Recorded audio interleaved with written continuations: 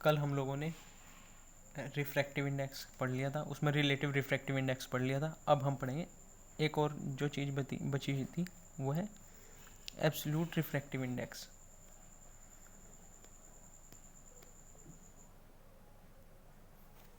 Absolute refractive index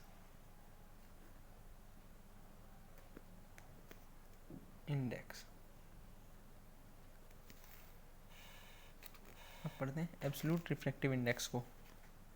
तो इसमें क्या था, when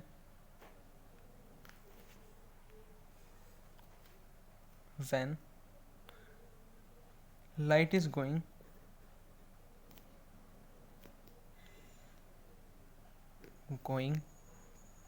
from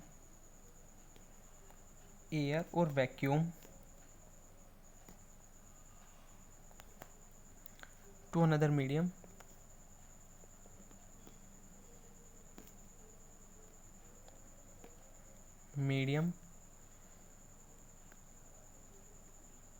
then it is called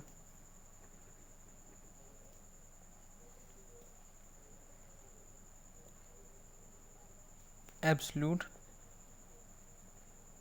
refractive index. जो हमारी रिफ्रैक्टिव इंडेक्स की वैल्यू आएगी उसे हम उस वाली को हम बोलेंगे एब्सोल्यूट रिफ्रैक्टिव इंडेक्स। इसके अंदर एक नोट बना के लिखिए,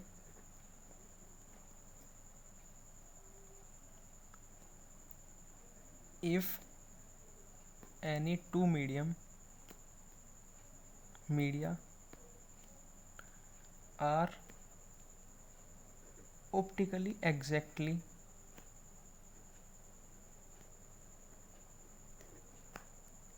the same, then no bending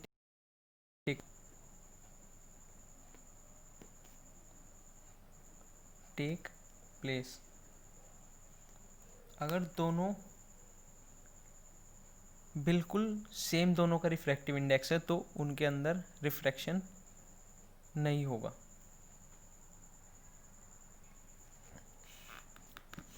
एक और note, a substance having higher refractive index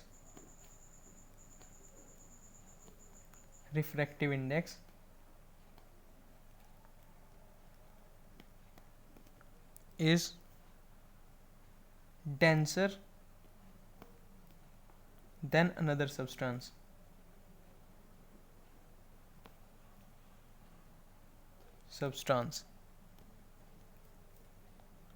having lower refractive index।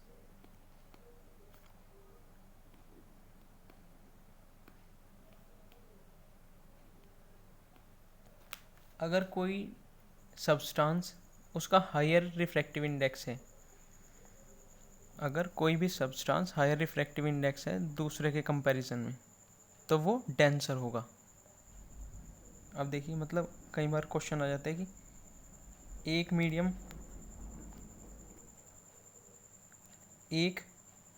का रिफ्रैक्टिव इंडेक्स है 1.2 और मीडियम 2 का रिफ्रैक्टिव इंडेक्स है 1.1, तो वो डेंसर होगा इसके कंपैरिजन में।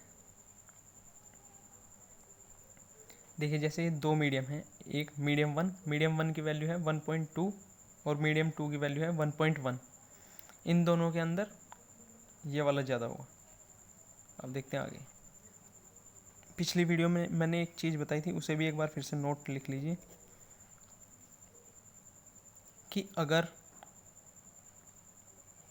रिफ्रैक्टिव इंडेक्स ज़्यादा है, मोर, it will change direction of beam passing, it will change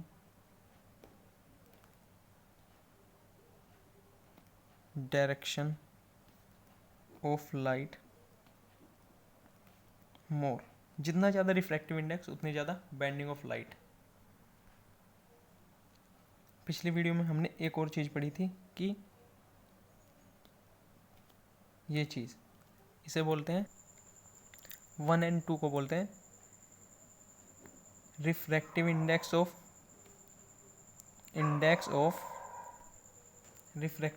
of medium 2 with respect to medium 1। और इसे बोलते हैं 2 and 1 को refractive index of medium 1 with respect to medium 2। अब इन दोनों के बीच में एक रिलेशन होता है, उसे हम लिखेंगे। तो हम उसे कैसे लिख सकते हैं कि 1 and 2 इक्वल टू 1/2 and 1। ये क्वेश्चन क्या है? Refractive index of medium 2 with respect to 1, reciprocal मतलब इसका उल्टा होता है refractive index of medium 1 with respect to 2। ये इसका मतलब कई बार क्वेश्चन भी आ जाते हैं। इसके ऊपर एक numerical,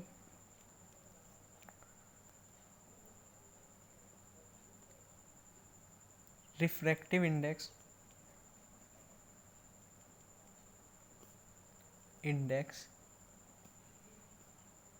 of water for light going from air to water is 1.33. What is the refractive index for light going from water to air? इसका सॉल्यूशन कुछ ऐसे होगा कि हमें पता है कि एयर टू वाटर है 1.33, एयर टू वाटर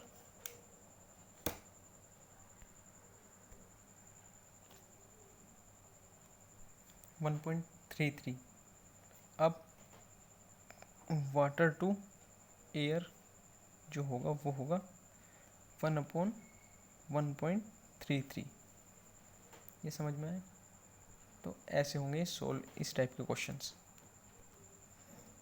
तो ये हमारा सॉल्यूशन आ गया।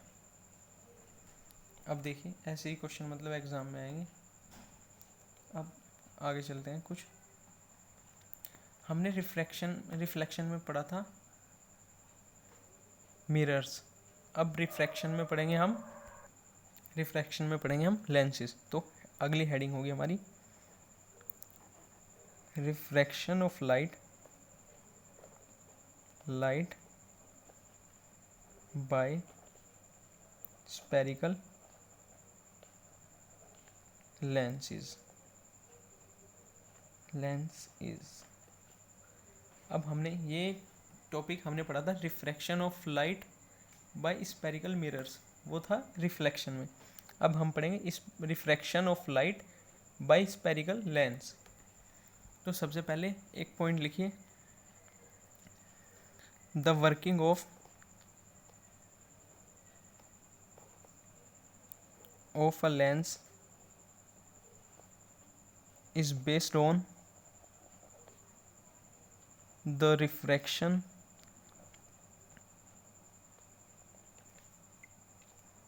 of light rays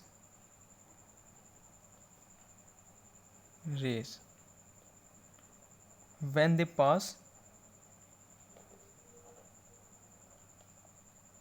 through it।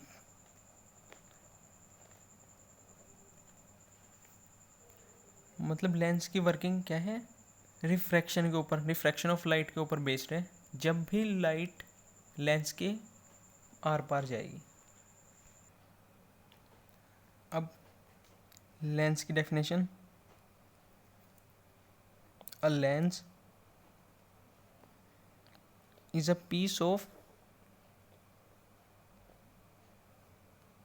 piece of transparent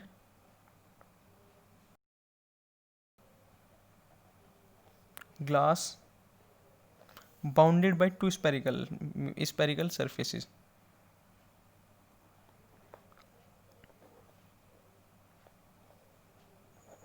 Spherical surfaces, दो स्पेरिकल सरफेसेस को एक साथ जोड़ने का मतलब से बनता है लेंस।